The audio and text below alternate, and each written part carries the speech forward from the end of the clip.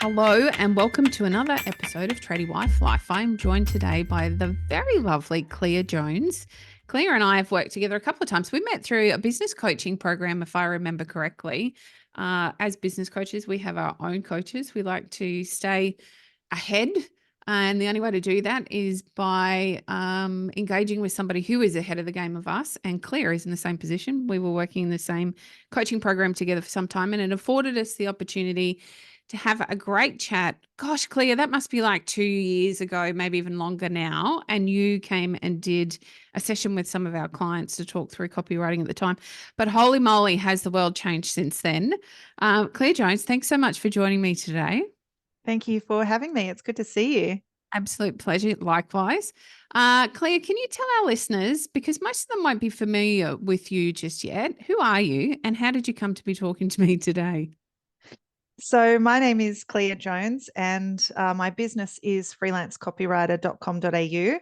I bought that domain name a few years ago and it's been fantastic for getting search results, but I've actually expanded past that now. So I tend to see myself as a content marketer because I now have writers on my team as well as myself, and I've got a graphic editor and video editor to help out so that we can provide a bit more of a well-rounded service to people. But that's me in a nutshell. My background, I started my career as a journalist and a radio producer. I just wanted to get my face on TV. That was my number one goal. But then I realized that you can work in TV and still be unhappy. Yeah. And so I progressed to have a job at Yahoo back when it was Yahoo 7, Yahoo Australia. And I learned digital production, and I ended up being the product manager for the 7 News website and helped build the app. So I kind of combined the editorial and the online skills. And then when my eldest was about 2, I started doing my own thing, which is about 10 years ago now. Okay, Clea, I had no idea of the rest of your background. I don't know how that has not come up in conversation because we have a lot in common. All I wanted when I was a little girl, probably right through till, I don't know, when I had my first child, which was very young, I just wanted to be famous. That was my goal in life, to be famous. And it has led every decision I've made since then. And lots of those decisions I've regretted because it hasn't turned out the way I thought it would. It's exactly like you say. We are led to believe that it's glitzy and glamorous to be on television. It is not. It's an incredible amount of hard work.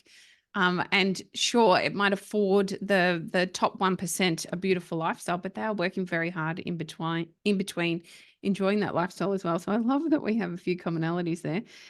Clea, I said to you before we press live today that I see a general shift in direction in the copywriting space where there is this, I think it's a misled impression that AI is going to save the world and fix everything for us and take away your job and lots of other copywriters' jobs or journalists' jobs even.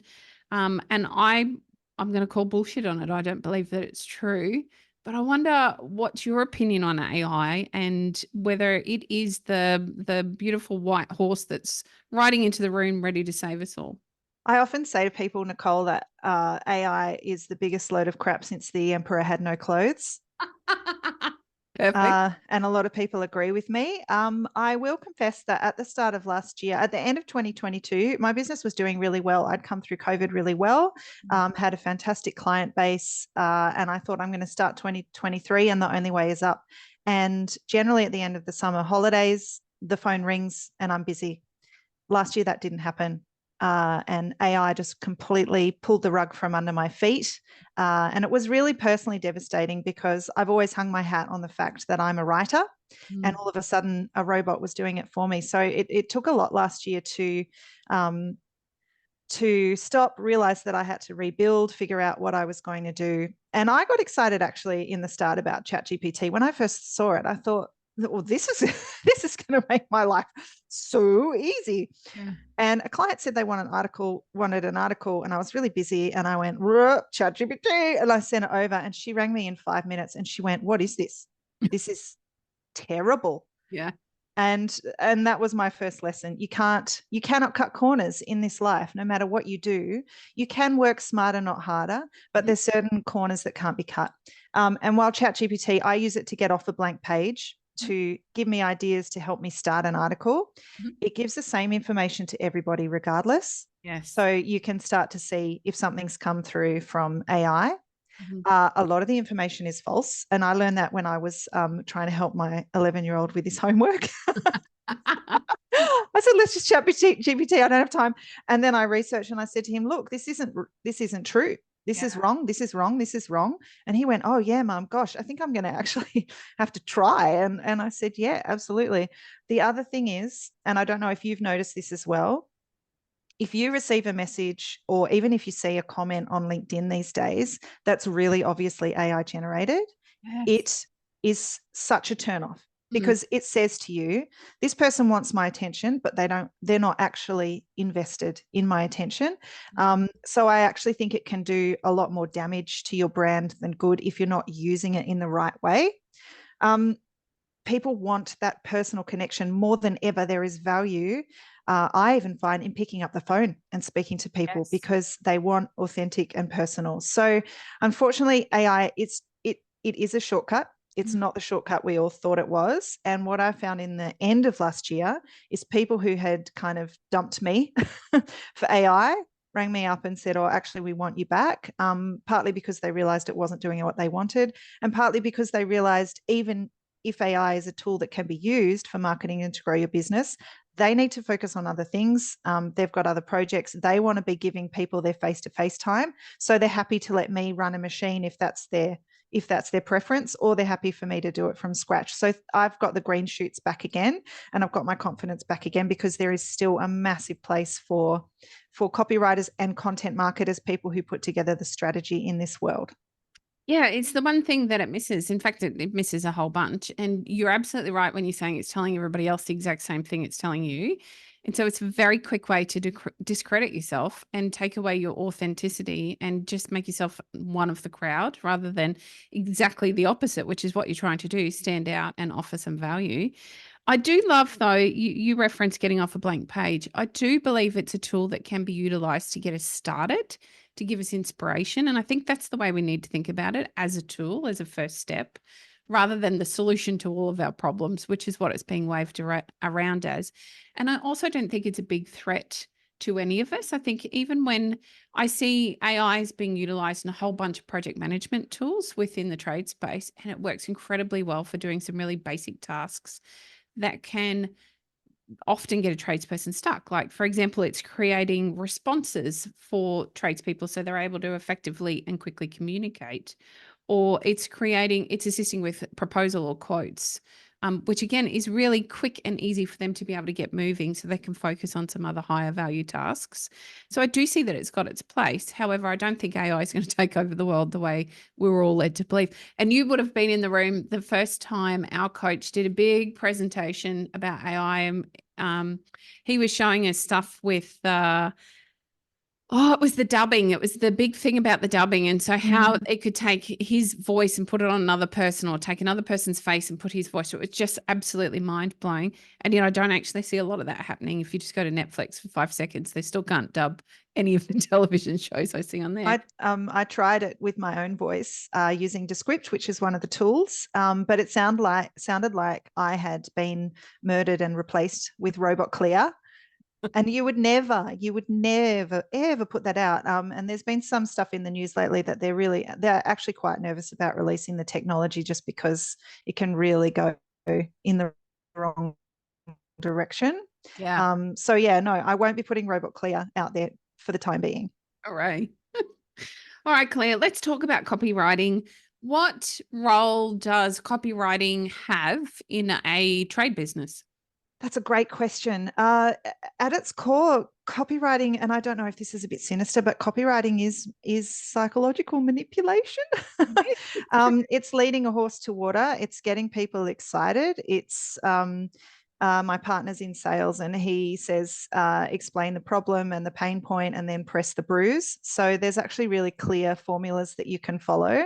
It's convincing people. It's working so that you don't have to convince people that that you're the right solution. And I always say to people, great copy does four things, no matter what the business is. So what does it do? It lets people know that you understand their problem. Mm-hmm. That's the first thing. It shows that you have the solution for their problem, whatever the problem is, whatever the solution is. People want to know that they're getting value for money, not necessarily cheap, it depends, but they want to know that they're going to get what they pay for. And nobody wants to buy from a dickhead. So copywriting is actually really important for doing that as well. You want to buy from people that you like, and your copy on your website and in your emails and in your brochures goes a really long way to establish that credibility and that trust and that personal connection, which is really important. Everybody wants to say that they have a plumber that they love or a builder that they love and who's a great mate of theirs. I think that's really big in the trade industry. So you need to start establishing that, and your copy can help. I think trust is the number one thing that every trade business needs, because there's that invisible narrative in the space that talks about how the tradie's always late, or they're going to rip you off, or there's another builder going broke. I mean, you see it in the media every single day. And so a big part of this, and why I feel like it's important not to use AI, is that your clients need to know, like, and trust you, trust being the number one. And they can't trust you if they can see straight through your copywriting. So it is really important that we get this right. Clea, where does copywriting actually sit in our business? Like, you've referenced, being able to communicate with our clients through copywriting, but there's lots of different places that good writing is essential for our clients to have the ability to know, like, and trust us. Can you take us through a bit of a rinse sheet of where copywriting actually shows up? It shows up everywhere. It's like a bad case of eczema, I guess, because there's nowhere that copywriting doesn't exist. It starts in those awareness points, maybe when you're posting on social media to get people's attention, or when you're doing mail drops. It starts with the copy on your website, the SEO that's going to attract people there in the first place and get them to keep scrolling. And then it just keeps going throughout the journey. You've got a lead magnet that people might want to download so they can find out a little bit more, or perhaps there's a magazine that you put out or some extra information. Then once they've accessed that, you've got your follow-up touch points. I've put together a checklist actually that goes through all this, because there is so much. When you turn up on the day, we had an air conditioning consultant come the other day. He had a really beautiful folder and brochure, really nicely done with graphics and copy. This is who we are. This is what we do. This is how it's going to work. We'll hold your hand. That was fantastic. And he got the job because he just was so fantastically polished and well presented.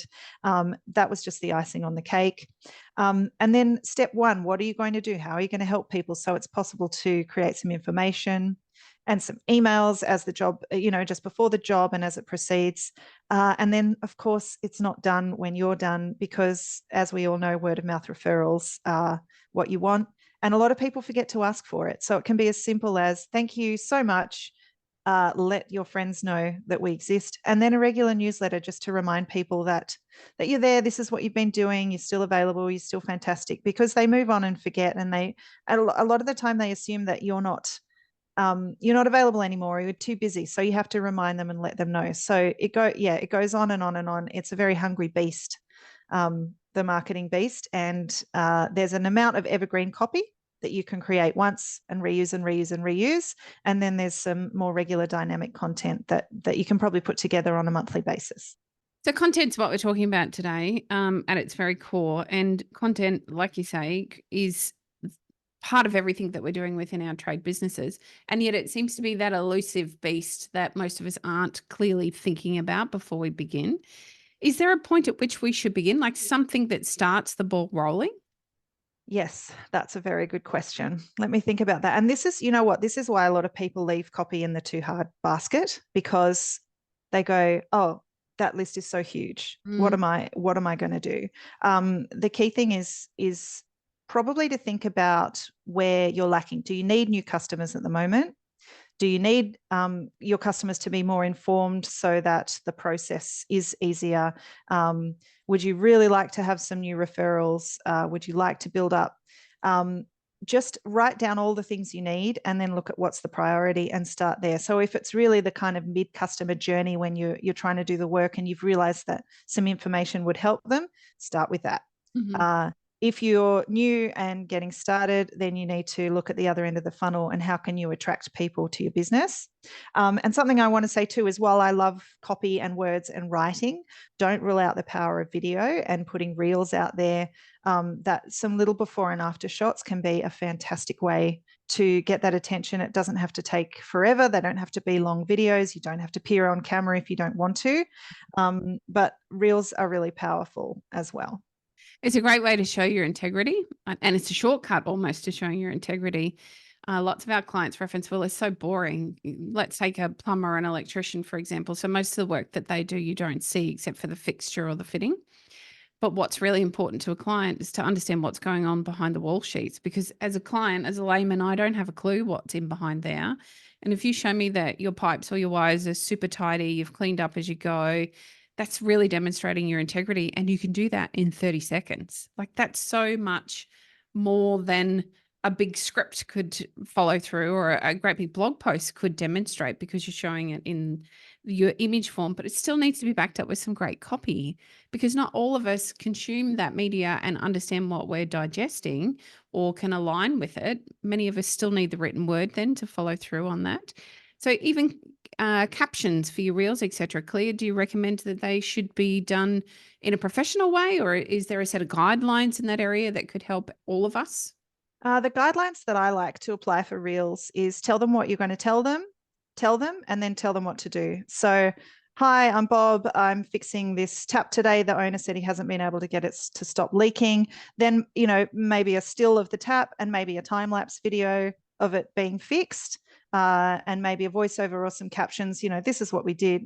Today I'm showing you this. This is what we did. The problem was this, the blah, blah, blah, and blah, blah, blah. And if you can have a look now, it's totally fixed. If you've got a leaky tap, give us a call. So don't forget the call to action. Yeah, really, really important call to action. CDAs are absent so often, unfortunately, and yet it's a missed opportunity. Clea, what does bad copywriting look like? So if we think about our listeners, typically they're the tradie wives or the tradie partners. They're having a go at the copywriting. They're doing their very best. But we don't often know. I shared with you actually on social media recently. I'm also a writer. I've been writing for years and years and years. Had a go at writing an essay for one of my kids quite a few years back now. Thought it was top floor and they were going to see through it in 2 seconds flat and I'd get an A+. And then my son would be called up to the principal's office for cheating on his assignment. And I think I got a B or a B+ or something. It was like the worst day of my life. But I guess my point is that was my role in our building business as well, was to be writing the copy for the business. But we don't necessarily know what mistakes are being made or what bad copy looks like. Can you give us a bit of an idea on what we could avoid or what we should be getting help with? The number one rule that I tell people is to have a look at your copy and make sure you don't start every sentence or every second sentence with the word we. We are amazing. We do this. We will this. We will that. Instead, the word is you. When you work with us, you will notice. Or if you want, if you're experiencing, if you're feeling stressed about the cost of a reno project, put the reader in the center of the copy. Make sure you talk directly to them. And it starts to form that connection. This is what's referred to as the hero's journey. And once you're aware of it, it ruins every single movie that you ever watch. And a really good example is The Matrix with Keanu Reeves. If you're from that generation and you remember that film, Keanu's the hero. Keanu has a problem. Keanu's trying to solve the problem. Then he meets the Oracle, and the Oracle is the guide. The Oracle is you as the plumber or the builder or the carpenter, explaining, I'm here, I'm going to help you solve this problem. Then the hero goes away and saves the world, or goes back to his family and says the tap's fixed. The family doesn't say, hey, Bob is a hero. The family goes, you are the hero for fixing the tap. So it's always about putting the reader in the center, and using words to try and paint a picture of how they're feeling now and how they're going to feel in the future. I saw an interesting article last night about spelling mistakes in copy. Actually, it was a reel, if I call it for what it is. It was a reel from a marketer, and that particular marketer, it was a big business from overseas. And they were talking about how they purposely put spelling mistakes midway through their copy. And then the call to action was to inquire either via email or you could make a call. And about 65% of the people that inquired off the back of that referenced the spelling mistake. and it was a conversation starter. It was really, really clever and almost an excuse for making spelling mistakes in your copy. But I thought it was a really interesting study that they'd done. Are spelling mistakes death in copy, or are they something you can recover from? That's an interesting strategy. And the thing about marketing and copy is there's no 100% this is going to work. It's a dark art. It's not an exact science. So if that works for you, fantastic. No, spelling mistakes aren't death in copy. I have been writing copy for 10 years, and I'll submit something, the editor will review it, it'll get published. Your brain doesn't recognize typos because it's filling in what it thinks it says, not what it actually says. So they are inevitable.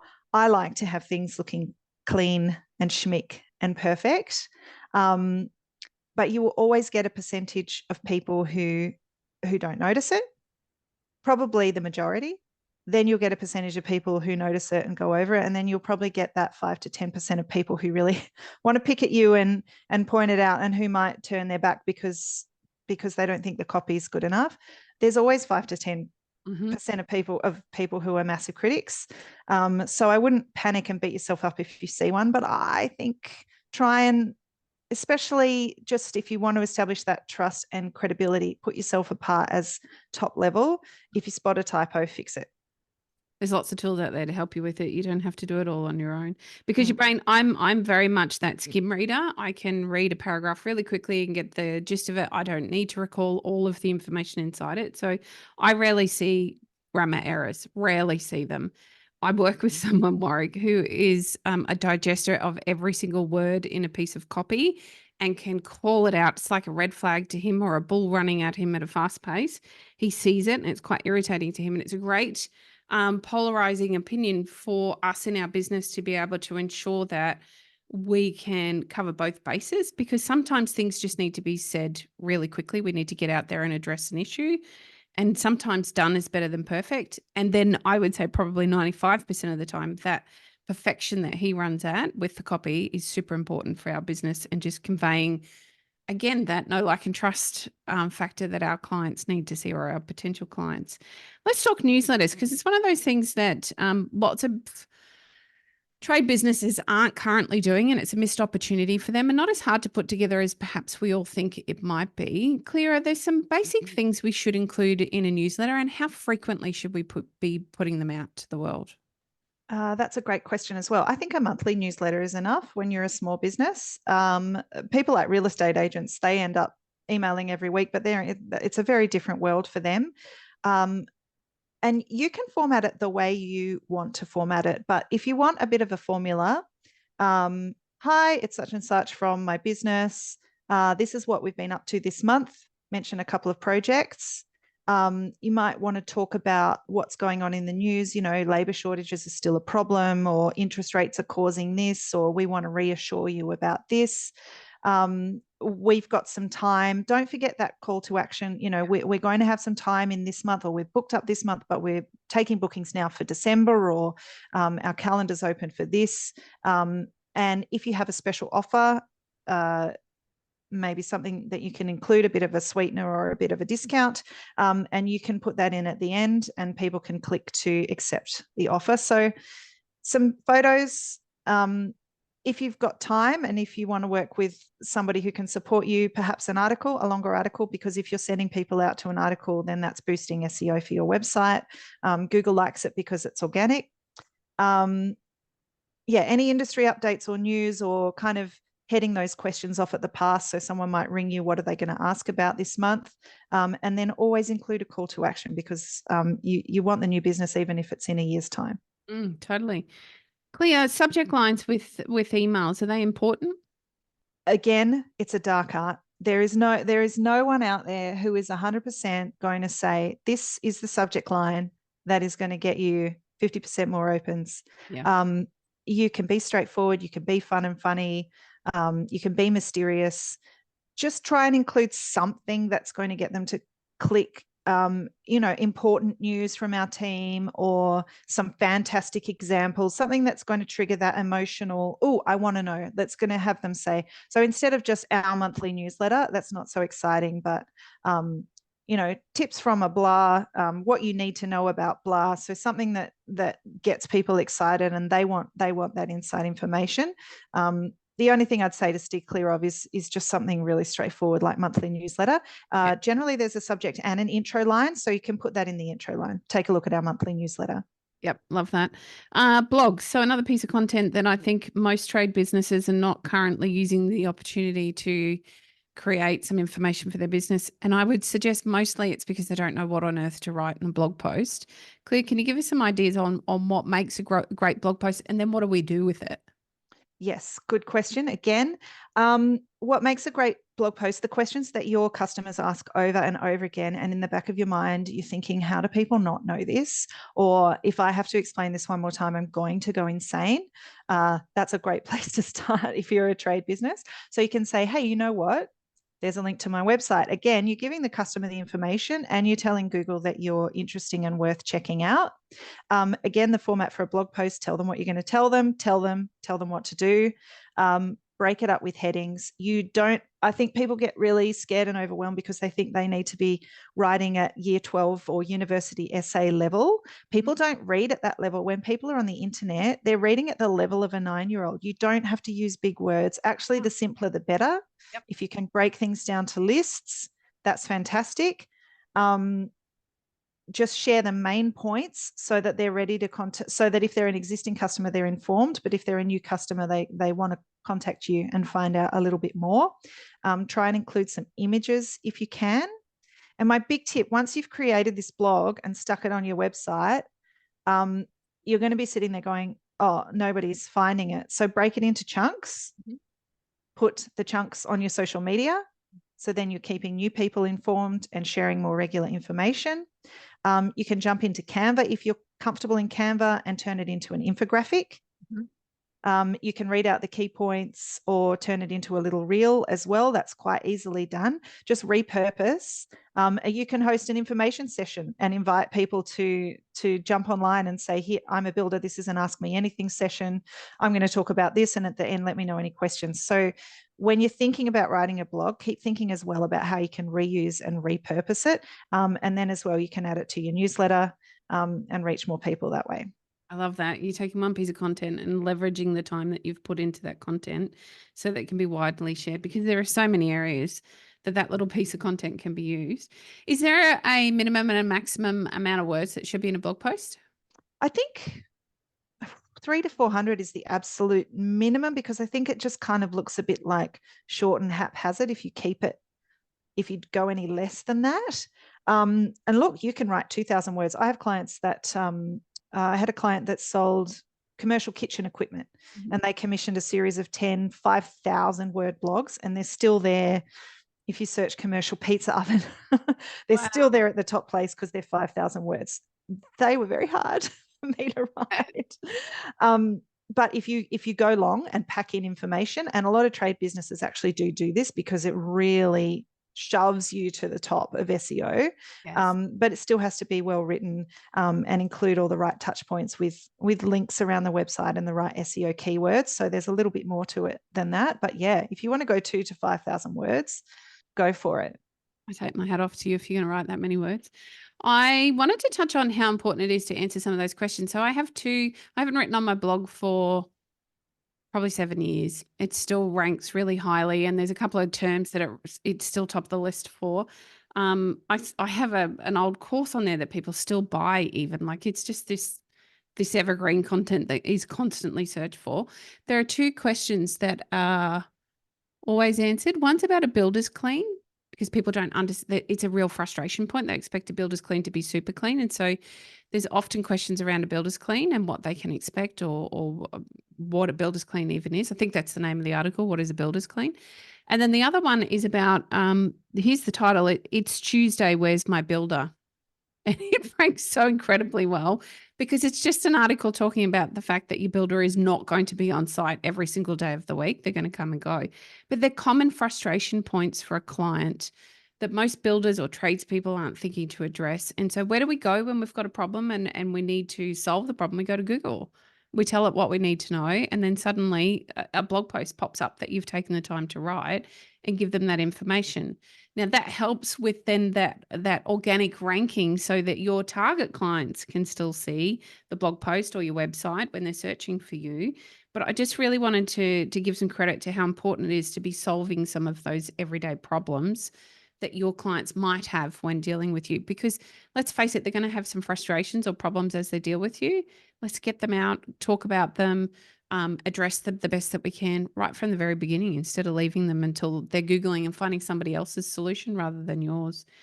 Clea, is there some value to a copywriter helping you write a proposal? So, just to put some preface here for those who are listening in, we advocate that for jobs over a certain value, you create a proposal, not a quote.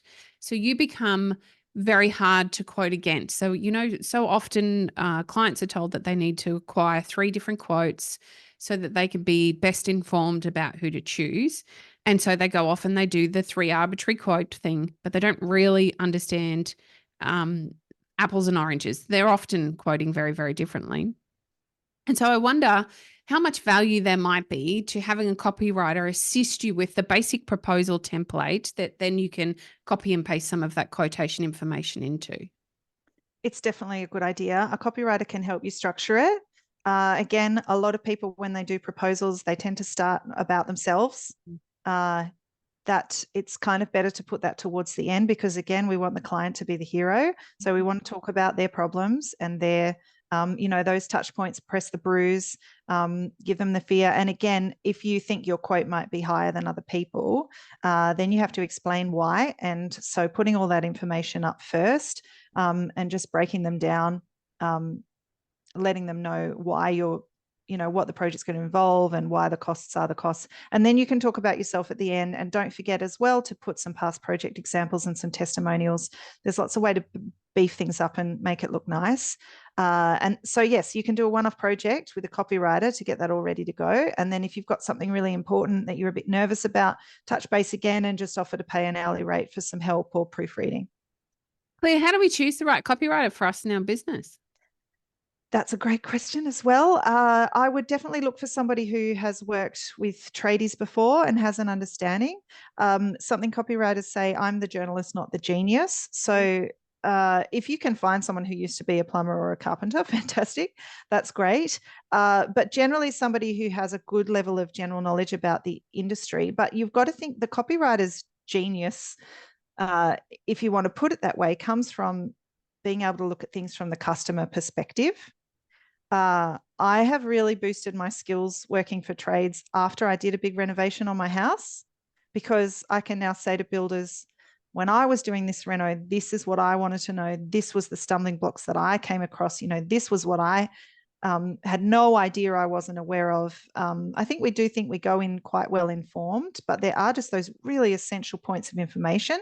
And so I think that the support of a copywriter comes from them being a potential customer, not necessarily an expert.